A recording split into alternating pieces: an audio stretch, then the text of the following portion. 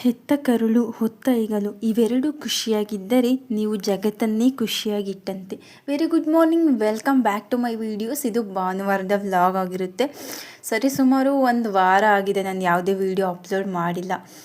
ಈ ವಾರ ನಾನು ನನ್ನ 10 ಗಂಟೆ ಚಾಲೆಂಜ್ ಮಾಡಬೇಕು ಅಂತ ತುಂಬ ಅಂದ್ಕೊಂಡೆ. ಬಟ್ ಏನೋ ಗೊತ್ತಿಲ್ಲ, 6 ಗಂಟೆ 7 ಗಂಟೆ ಆಗ್ತಾಯಿತ್ತು. 10 ಅವರ್ ನಾನು ಕಂಪ್ಲೀಟ್ ಮಾಡೋಕ್ಕೆ ಆಗ್ತಾ ಇರಲಿಲ್ಲ.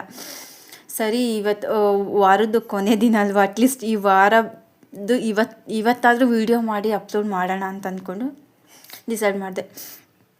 ಲಾಸ್ಟ್ ವಿಡಿಯೋದಲ್ಲಿ ಹೇಳ್ದಂಗೆ ಕನ್ಸಿಸ್ಟೆನ್ಸಿ ಮೇಂಟೈನ್ ಮಾಡಬೇಕು ಅಂತ ಹೇಳಿದೆ. ಕನ್ಸಿಸ್ಟೆನ್ಸಿ ಅಂದರೆ ಪ್ರತಿದಿನವೂ 100% ಓದೋದಾ? ನಿಜವಾಗ್ಲೂ ಖಂಡಿತವಾಗ್ಲೂ ಇಲ್ಲ.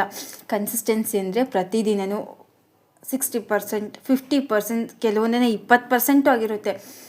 ನಿರಂತರವಾಗಿ ಪ್ರತಿದಿನವೂ ಓದೋದೇ ಕನ್ಸಿಸ್ಟೆನ್ಸಿ ಅಂತ ಹೇಳ್ತಾರೆ. ತುಂಬ ಜನಕ್ಕೆ ಮಿಸ್ಕನ್ಸೆಪ್ಷನ್ ಇದೆ. ಕನ್ಸಿಸ್ಟೆನ್ಸಿ ಅಂದರೆ 100% ಓದೋದು, 100% ಟಾರ್ಗೆಟ್ಸ್ ಕಂಪ್ಲೀಟ್ ಮಾಡೋದು. ಇಲ್ಲ, ನಾನು ವಿಡಿಯೋ ಅಪ್ಲೋಡ್ ಮಾಡೋದ್ರಲ್ಲಿ ಕನ್ಸಿಸ್ಟೆನ್ಸಿ ಮೇಂಟೈನ್ ಮಾಡಿದ್ದೀನೋ ಇಲ್ವೋ ಗೊತ್ತಿಲ್ಲ, ಮಾಡಿಲ್ಲ ಆ್ಯಕ್ಚುಲಿ. ಆ್ಯಂಡ್ ನಾನು ಓದೋದ್ರಲ್ಲಿ ಮಾತ್ರ ನಾನು ಕನ್ಸಿಸ್ಟೆನ್ಸಿ ಮೇಂಟೈನ್ ಮಾಡ್ಕೊತಾ ಬಂದಿದ್ದೀನಿ.